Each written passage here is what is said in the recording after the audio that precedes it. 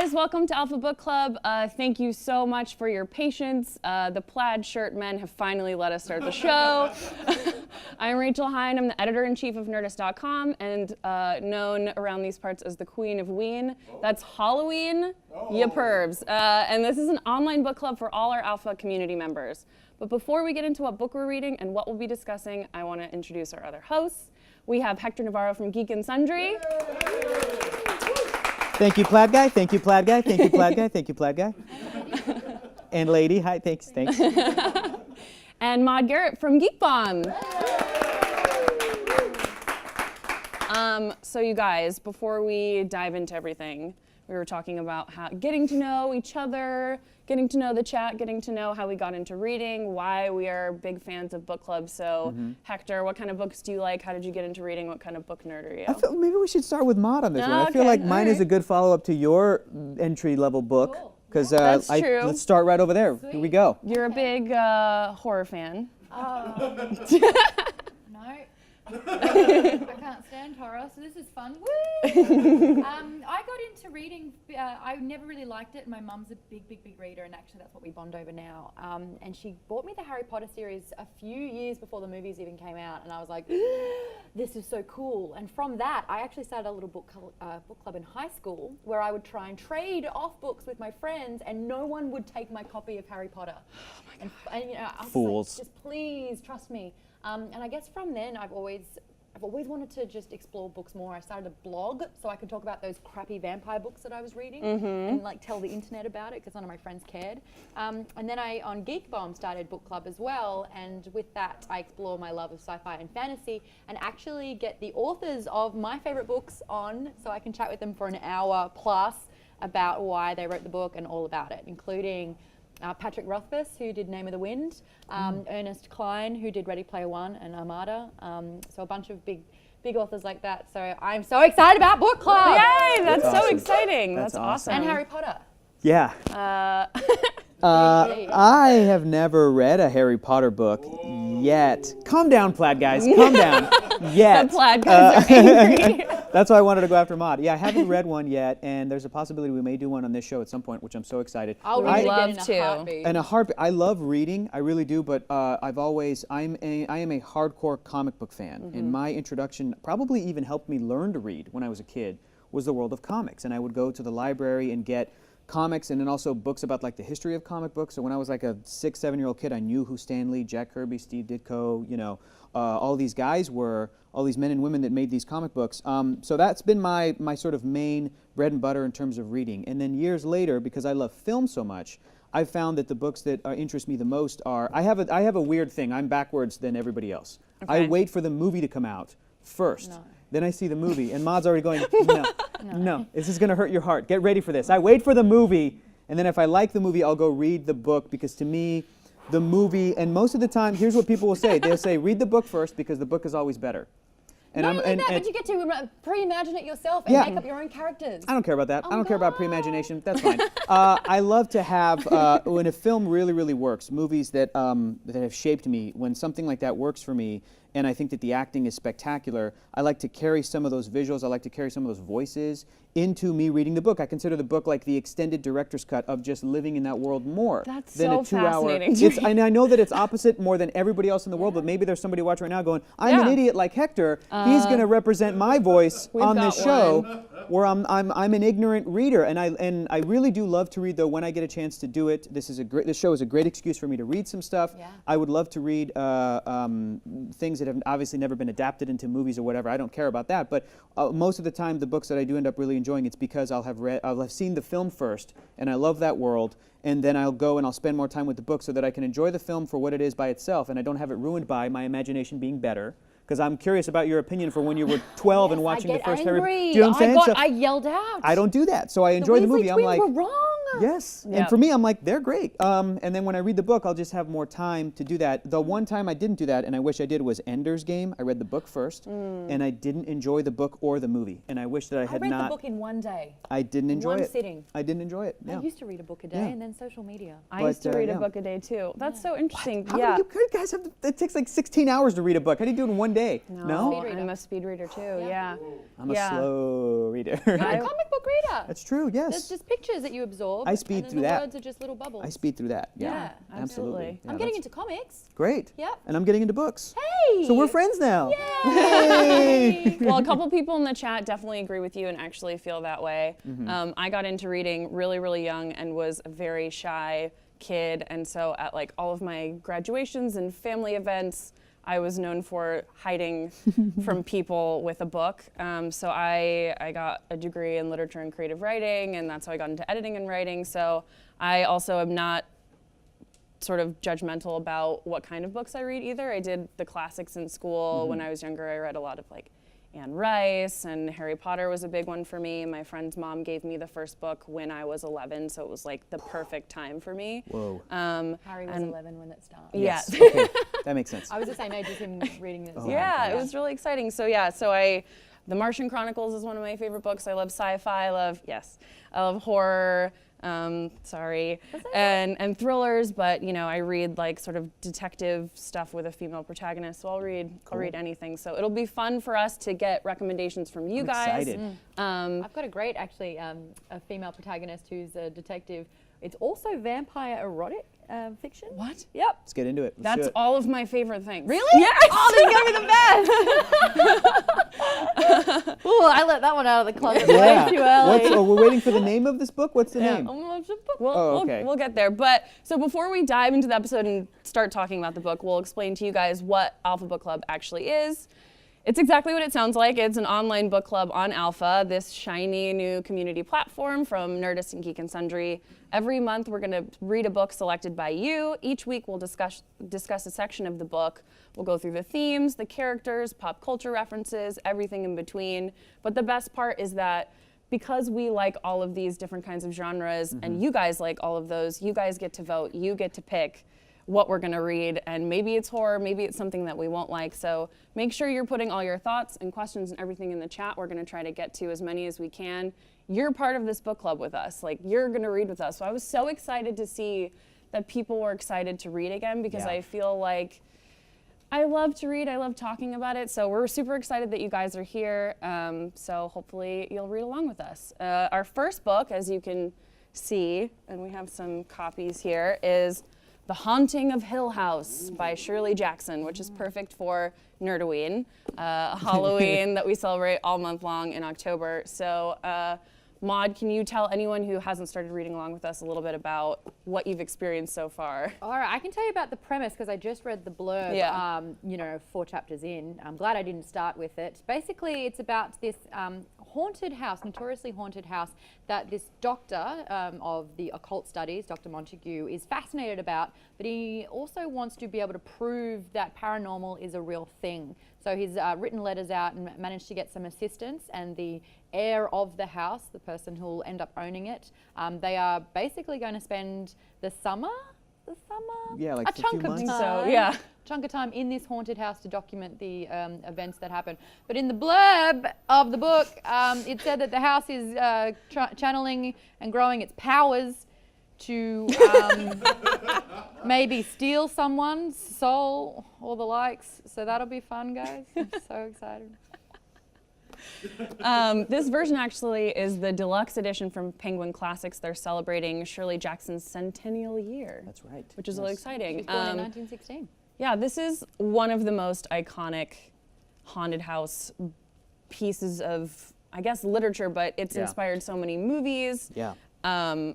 Basically, I mean, it was published in 1959, so anything after that has some sort of influence in this when it has a haunted house. And Shirley Jackson is really interesting because well, you can tell us about it, but we do this section called Previously On, where we would normally go through what we've done before, but since this is the first one, we'll talk about the author a little bit. Yeah, Shirley Jackson, there is one of the old, I think that might be the original cover. I right think there, that's The Haunting the of Hill yeah. House, published in 59, you said? Yeah.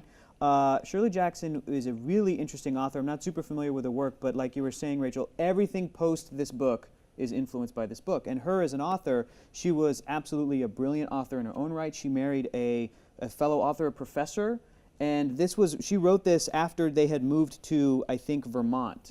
And this story takes place in a sort of like northeastern kind of a small town. I think it might be Vermont or Connecticut or something like that. And I found it really interesting because the intro to this book, which was written by Laura Miller, which is fantastic for this version, Laura talks about Shirley's life up to that point, and her literature was very the characters would be very by themselves and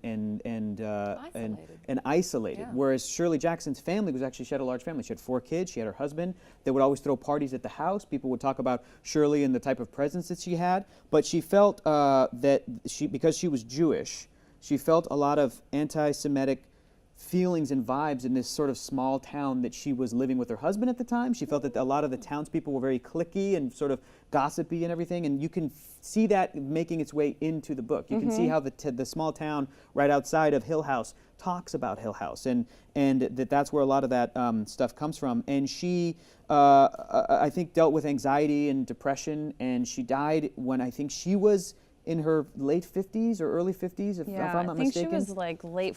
She was like, young. She was like young, and she died like in her sleep. And this was in the introduction. It mentions it like the last piece of literature that she wrote happened after one of her husband's many affairs had really like hit a breaking point, and it kind of, you know, it shattered her world a little bit. And I think that all of these things that are happening in her life, they find their way into this book. They find their way into the protagonist of the story. Again, reading the introduction was really interesting because it puts you in the sort of contextual state of mind to be with this author and what was happening in her life and what was happening in the world at the time. Then you read the story and you go, I can see her, you know, writing herself into this, and I can see her kind of working through stuff about family and about relationships and everything through this story. I mean, we'll get into it with the backstory of Hill House itself, which is really fascinating. But yeah, I think that all that stuff was great, and Shirley was she's such a brilliant writer, and it was really, really interesting to learn more about her, and I am curious to read more of her work. Yeah, I highly recommend that if you can get this copy. The intro in the beginning provides a lot of context and also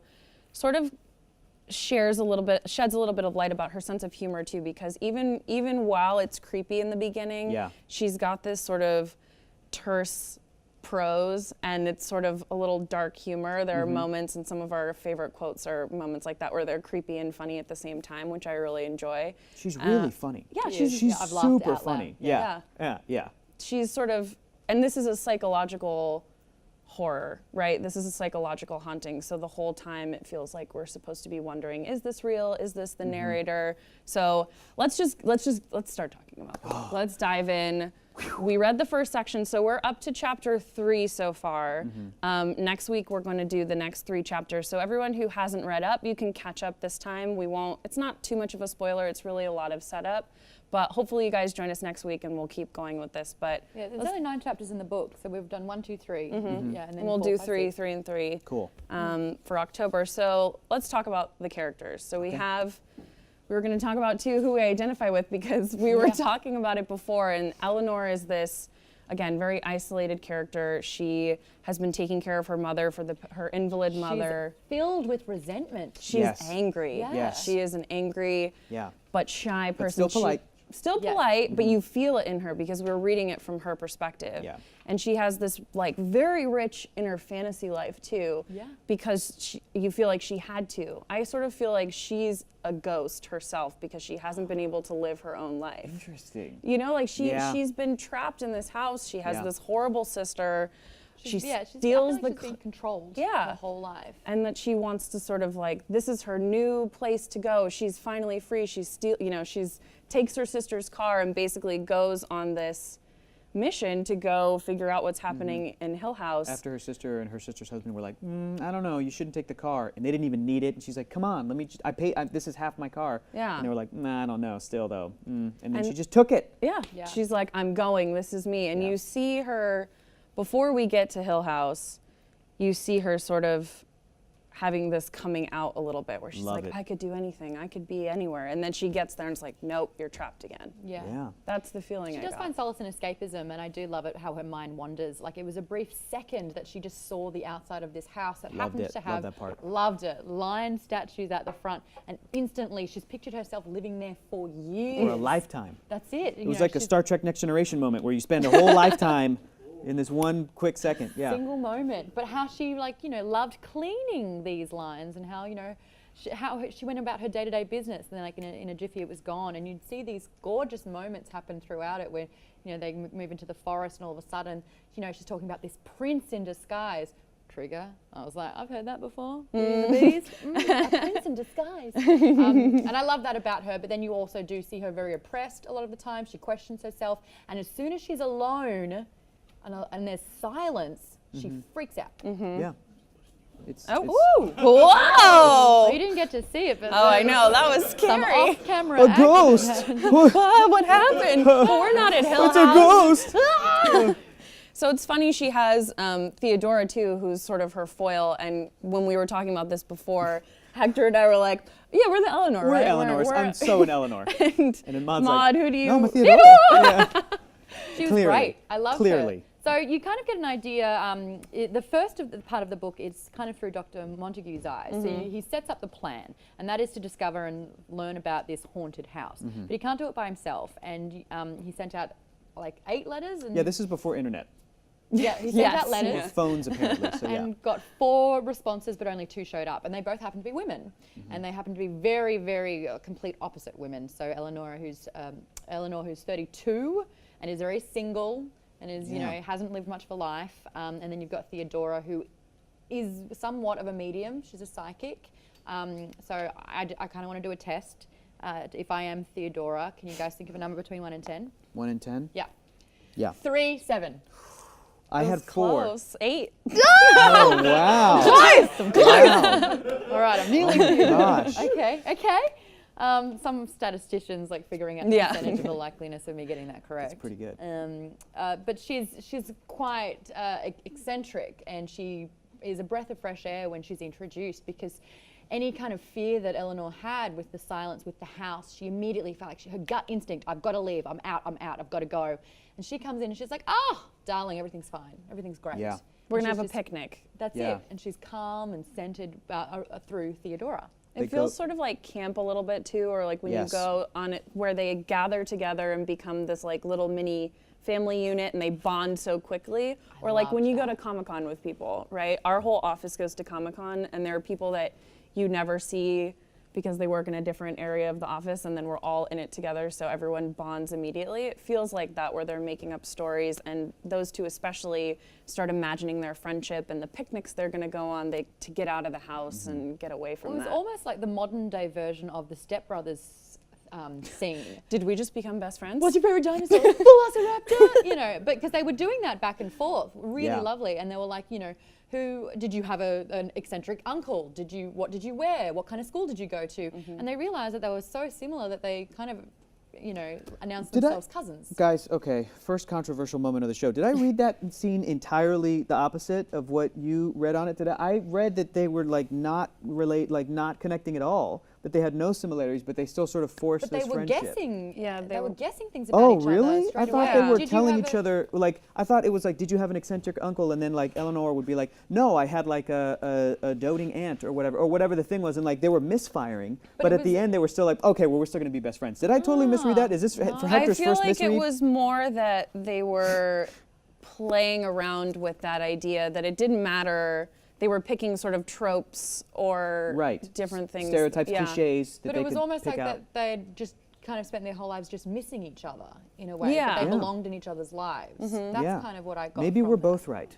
We could I both Maybe be think- Rachel right, got for it sure. and she sent I it think and that we're both it's really right. fair that your Yeah. mind and my mind work in very Yeah. different ways. And Yeah. so I think it's So I'm fascinating. such an how- Eleanor and you're such a Theodora. That's what happened. That's what happened. But this isn't the only time that there's a connection like this. First, it happens with Eleanor and Eleanor and Theodora. Alvin, Simon, Theodore. Anyway. That's what I think of. Don't blame me for being a Groaning. That was 90s a great. kid. That was a great theme song. Thank It's you. great. So they have their sister bonding moment, and then there's 4 of them, so the 2 gentlemen and the 2 ladies. They do what I interpreted as a role-playing game. They decided to assume an identity, and they were Oh, introducing yeah. themselves to each Yeah. other. And like we just did, it's like, oh, I'm Maud, I'm a host, I like horror, not horror. Damn Ooh, it. we got you. No, fantasy and sci-fi. But in this instance, they were like picking a character, and Eleanor was like, I'm a courtesan. I am, I'm the talk of the town, and everyone's gossiping about my actions. And they I were love that because it's so not her, but that feels like what Yes. she wants. and in her inner deepest, dialogue was yeah. when she said it. She's like, oh my, look at you No. go, raunchy. And then you had this other guy going, I'm a bullfighter, and I was just like, oh my God, they're playing Dungeons and Dragons, Yep. but like back in the Yeah. 50s. And Yeah. then Ooh, Dr. that's Montague great. brought out that cardboard and was like, okay, you're gonna go. You come across a gelatinous Yeah. cube. He What is do you the do? DM. He Yeah. is. I like how he's the de facto father figure too. We don't know a ton about him yet, but that he's calling them spoiled children already. You see that bond immediately. Where Tomorrow they're- we'll know more about the house. No, Daddy, now. Yeah. Tell us now. No, tomorrow. It's that dynamic. I want a there. goose, Daddy. That's great. Yeah, I want to talk about this because you mentioned that Eleanor and Theodora had a sisterly bonding moment. And one thing that was in the introduction, I got to mention it Yeah, because no, I didn't know, I agree. I didn't know how hard the book was going to hit it, but as I was reading it, I was like, oh my gosh, Theodora is absolutely 100% lesbian. She's Yes, a lesbian. yeah. And just like the introduction by Laura Miller, What does that mean about me then? Yay! I don't know. But in the introduction by Laura, she mentions, Laura Miller mentions how like the relationship with the most chemistry is not one between a man and a woman. Really, it's between Eleanor and Theodora. And that this is Eleanor, she doesn't really mention sort of having a relationship. And then when they talk about Theodora's roommate, it's a Yes. friend who she lives with. and has And a I- very intense Like argument fight, and then she with- leaves the next morning. And I reread it, and I'm like, wait. Yeah, they don't. It's just a friend that she lives with. They could have said a roommate. They could have said There's a a friend from pause college. too where she Yes. asks about, are you married or And do she you have pauses a husband? and then like throws her head back and laughs, and she's like, "You're so cute." No, and they keep going, and I'm like, I think this is Yeah. this is Shirley Jackson writing something ahead of its time. yeah, I totally agree, and I there's some think fun flirtatious energy there. I yeah. can't tell where Eleanor is coming from yet because Right. it could be because she is so repressed that she is having feelings, but I also think that she is trying to replace her horrible family with a new one. So Yeah. it could also be I have this selfish sister that doesn't understand me. Mm-hmm. But from Theodora, I definitely get that bonding moment is definitely there's a Yeah. chemistry there. Like, ooh, you're cute. You're so cute. I'm gonna hang out with you. I'm mad at This- my girlfriend who I left in a huff. And, Exactly. Yeah, Mhm. I didn't Exactly. think of that at all. Yeah. I am like the reader from when that was kind of like a little bit of a no topic of conversation. Yeah, you're from the and I was none 50s. the wiser. Yeah. Well done, Shirley. You gotta she read did between it. the lines, Marty. You gotta read between the lines. It's there. It's there. I think. Yeah. And so for everyone, again, if you haven't been reading, so they get to the house and they have dinner and they start gathering together, and then they hear about the story of the house and the Crane family, which I found super interesting. Yeah, that was. Before we tap into that, I Yes. actually, something that really stood out to me that I would love to talk about was Yeah. the house itself and how she would describe it. Beautiful. Yes. Beautiful. She has a way with talking about architecture that I thought was fantastic. She said the length of the walls were always in your peripheral seemed a little bit longer than you assumed. So you were always kind of just in the dark and not knowing your space and surroundings. But even talking about how houses have a face almost itself, how you can apply a dimple by using some sort of like, aspect on the roof. I just loved that. I thought that was really well done. Really descriptive with how you can place yourself inside and outside the house. Yeah, absolutely. I totally agree. And also in the chat, just to Malkita says, I didn't see it as a flirtation, but read Theo as thriving on attention. Absolutely, which That is ma- accurate. that's true Which is also. accurate, I don't know what you're talking about. I love this comment, this question. Brendan Schultz is asking, okay, can we talk about the old lady with the groceries for a second? Remember that moment? That was Yes. so creepy. Yeah. Was that What was that? challenging Eleanor's demeanor in a way? Was that showing the kind of person that she was? A little bit in the town. So just to kind of establish the shot, basically Eleanor finally gets out of the car and straight away she collides with this older woman and her food falls out of her bag. And she gets very, very angry, Yeah. huffs about it, and then she offers to pay for the food. And she's like, I can't take your money because this was leftovers, and then goes on this tangent, but then accepts money to have a cab paid home.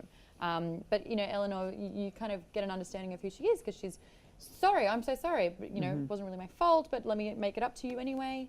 And then she gives Yeah. that really creepy like warning, like good luck, or says something like that, and then rides away in a taxi. Well, another thing about the characters and sort of placing it in this town where Shirley Jackson felt like an outsider, and Yes. comparing that, she gets this warning before they all get this warning before they go to Hill House that don't stop in the town. Yeah. Yeah. They do not want to talk to you. They will not help you. And then Mrs. Mrs. Dudley too, and we'll get to our passages, but is basically says when she arrives at the house, I'm not going to be here. No one, it's basically like no one will hear you scream. Yeah, she Like- she kept hitting that point over and over and over again, and I was like, calm down, Mrs. Dudley. Yeah, and Siflius, I'm sorry if I'm buffering your, or Stiflius? buff, Stiflius? what is the buffering? Butchering your username said, I've definitely been creeped out by the house already, Yeah. even though nothing really scary has happened. And that's true. From the first page where it says the house was, is that the house was vile, that first That's line? your favorite Yeah, passage. but from the Oh. first, they set it up. It's a warning. So even though Eleanor is an unreliable narrator, I think, and she does feel overwhelmed by her emotions and had some sort of weird poltergeist past. That's right, with Maybe the she rocks. caught, like, we don't know, maybe she caught. I'm interested to see where that goes. But besides that, the house itself is, they say, it's evil. So even though nothing has happened yet, they've heard the story, they've gone Well, an anagram of vile is evil. evil. That's so good. That's Got so one good. up on you. That's great. But I do love that they are harnessing the natural instinct that every single person has, and that is your gut instinct. You know, when she gets there, her gut is pleading with her to run, to leave, to get out. But she's not, because she doesn't want to embarrass herself because she's already made it to the destination. She doesn't want to return with her tail between her legs. The She's already car. stolen the car. She's already, you know, faced this gruff Mr. Dudley, who's kind of like the groundskeeper, a husband of Mrs. Dudley. You know, he's kind of given her a hard time and she stood her ground. So to then come back from that, it was actually better off staying in this house that makes her feel physically sick. Foolish. It's foolish. And so we're going to go to the chat now, because one of the really cool things about Alpha is that not only can you be in the chat typing at home, but you can dial in and join. So let's take a viewer. Cool. Oh! Yeah, Hey, me too. Yay. Oh, So it's there's also spooky Malkita! lighting, just for ambiance. There we we go. can- There we go. Malkita! Malkita is OG Nerdist Twitch leader of the world, and we love her. Malkita, are you there?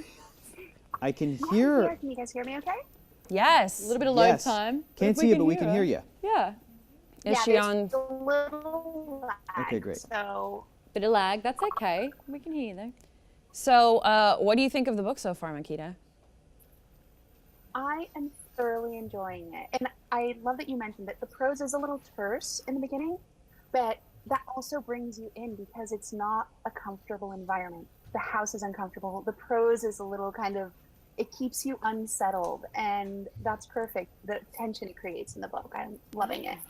That's such a great. Oh, that's awesome. Yeah. That's really Unsettled. great Yeah. insight. A Yeah. great word to use for that. 'Cause you're so right. Who do you identify with? Who are you? I think I'm a combination between Eleanor and Theodora.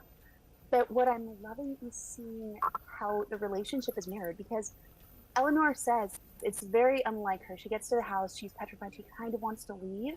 But then once Theodora comes in, it lights her up, and she's a person that she's never been before. Yeah. And this rich fantasy life that she has inside is coming out. And then we hear the story of the sisters that occupied the house. And I think it's great kind of to sense that parallel of them acting like little girls running around, that kinship that they create. The doctor is kind of the dad, the other one is maybe the love interest, maybe the brother. But that's what I'm kind of enjoying, seeing where that leads. I think that's totally spot on, especially Yeah. with everything we've said about the family relationships and the relationships with sisters and mothers that Shirley Jackson had and that Eleanor has, and now we have it in the house and the sisters. Maybe that's primed to set whatever is in the house to unleash that on them. Yeah. I have a question for you, Malkita. At this point, do you think that this is all going to end up being psychological? I've never read this book. I don't know how it's going to end. Is it psychological, or is there actual supernatural elements that are in the house? What do you think? I don't know. I would love it either way, because if it is psychological, it shows how that drags everyone into this mass psychosis. The Yeah. epicenter we're assuming would be Eleanor. And if it is truly parapsychology, then that's even super, right? So yeah, either way, I'm expecting a great outcome for this book. I agree. Ooh, That's so awesome. excited. Yeah, Awesome. the language is so great. Yeah, totally. Thanks so much for calling in. We hope you keep staying with us and then keep enjoying the book. We're going to go through our favorite passages now. So, Hector, Yes. what's your My favorite turn? line All right, so cool. far? Here we go. This is exciting. This is my favorite part so far. We've been mentioning a lot the journey for Eleanor to take to get to Hill House. Yes. And my favorite part of the book, the moment where I really identified with Eleanor, is expanding off of those little like super quick fantasies that she's having. Yes. And I just love the language here, and I just want to share this with everybody real quick. It starts here. She might pull her car to the side of the highway, although that was not allowed, she told herself. She would be punished if she really did, and leave it behind while she wandered off past the trees into the soft, welcoming country beyond. She might wander till she was exhausted, chasing butterflies or following a stream, and then come at nightfall to the hut of some poor woodcutter who would offer her shelter. She might make her home forever in East Barrington or Desmond or the incorporated village of Burke. She might never leave the road at all, but just hurry on and on until the wheels of the car were worn to nothing and she had come to the end of the world. I love that part. Driving just forever, I feel like is something that I think young people have that fantasy a lot, especially when you first get your first car, you get that freedom. And for somebody who has been very oppressed in her life and she's been very repressed, I love that little piece of just driving until the wheels are nothing and just going until you never come back. So I really love that, and as soon as I read that part, I was like, Eleanor, I'm on your side. I get you. I get it. Let's have an adventure. Let's see where it goes from here. I picture the modern day version of that is just cranking, life is a highway, and you're just speeding a little bit too much. Yep. It feels really good. Yep. You're alive. Yeah, that song. That's a great song. Yeah. That's a It's good a road trip song. Yeah, it is. It is. It's true. Yep. Is it not a road trip song? I need to trip some more roads, I think. Yeah, more road tripping. I gotta find.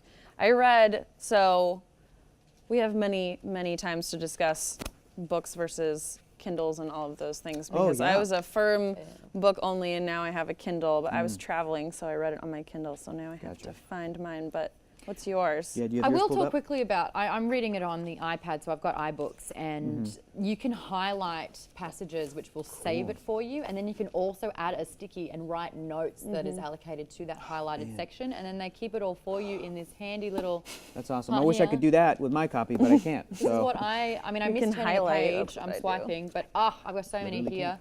I've found like certain wordings, like you Yes. were saying, Hector, are so great, where Eleanor was sitting in joyful loneliness. That to me really resonated with me. Yeah. Even though I am a Theodora, I'm actually an introverted extrovert or an extroverted introvert. One of those where I find solace in my. I'm never lonely, but I'm often alone. And that for me, I was like, okay, fine, maybe I'm relating with Eleanor a little bit. Okay, all right. okay. One of the examples of this gorgeous moment where it's quite a serious scene, but it's just filtered with some gorgeous humor, is when Eleanor it's kind of a few obstacles to actually get onto the property. Yeah. And she said, Hill House, you're as hard to get into as heaven. And I thought Yep. that is so the juxtaposition of trying hard and having to do a lifetime of good deeds to get into heaven, and her trying to enter one of the most petrifying places on the planet. Very, very funny. But the moment that really stood out to me was Mrs. Dudley. Yes. So Mrs. Dudley has a rehearsed monologue, basically, that she'll tell the guests. And it sounds like she says this often, which I thought was weird because Yeah. no one's She really... repeats it, yeah. Almost phrase for phrase. And she was basically saying, I don't stay after I set out. Do you want to act this out with me? Yeah. Okay. Yeah, I'll be would you- Mrs. Dudley. You Okay, ready? I'll be Good. Eleanor. Sure. All right. I don't stay after I set out to dinner, Mrs. Dudley went on. Not after it begins to get dark. I leave before dark comes, I know. Eleanor said. We live over the town, 6 miles away, Yes, Eleanor said, remembering Hillsdale. So there won't be anyone around if you need help. I understand. We couldn't even hear you in the night. I don't suppose. No one could. No one lives any nearer than the town. No one else will come any nearer than that. I know. In the night, and Mrs. Dudley said, and smiled outright. In the dark, she said, and closed the door behind her. And then what I love is how it finishes with Eleanor almost giggled, thinking to herself, calling, Oh, Mrs. Dudley, I need your help in the dark. and then she shivered. Ugh. How cool is that? I'm gonna hear your voice for Mrs. Dudley forever now. That was amazing. That was so good. That's great. I do think in voices when I'm reading. Yeah. So that passage. But what another thing that I'm going to say really quickly about this is someone else had that exact interaction with Mrs. Dudley. Yeah. You'd think it'd be exactly the same, but they quote it completely differently. So it was Luke, who is the heir of the house, who said, "Some old sour beldame with a face of curds welcomed us." I love that description. It sounds even better in that accent. That's so great. I know. Face of kids. It's amazing. We're gonna, I think from now on when we have favorite passages, you're just Yeah, we're gonna hand them over to you. Yeah. He was implying that she was like, "Howdy do." No, she wouldn't. And said, "I hope I see you alive when I come back in the morning with your dinners on the sideboard." No, she didn't, but that's very funny. Yeah. But I thought that was kind of, how he'd interpreted it. But like that was his kind of. And then, didn't she have the same conversation with Theodora as Theodora was just like talking about other stuff? She was Yeah, just it like was happening, unpacking or just like, oh, and then we're gonna go do this and do this, and she's there like, No one will hear you. Yeah, and she's like, yeah, Even if you scream for your life, no one will be there. we're gonna have so much fun. We're gonna go have a picnic. Let's go explore. yeah. Like doing I all this love stuff. it. Yeah. awesome. So So, that- yeah. we ended on them going to sleep for the first night. So it's time for your reading assignment for next week. If you choose to accept it, Do it. we're going to read up to chapter 7. So finish at chapter 6. It's just the next 3 chapters. 4, 5, and 6. 4, 5, and 6. If you like what you've read so far and want more recommendations, make sure you check out our Nerdist Nerdoween column. It's called Terrifying Page Turners. It's linked on Nerdist.com. You can find it there. We're always looking for our next book. We obviously are super excited to just keep reading and talking about it. So if you have any recommendations, hit us up in the chat. Tweet at Nerdist, at Geek and Sundry, or at Join Team Alpha with the hashtag Alpha Book Club, along with your recommendations. We're going to gather them all. We're going to have people vote. Thank you guys so much for joining us for our first episode. I'm Rachel Hine. I'm Hector Navarro. That's it. We're done. I want to keep talking. I about know. I'm Maud Garrett. this. Okay, great. Okay. Next And week I'm Maud Garrett, guys. Yes. Thank you. Thank you guys so much. Bye.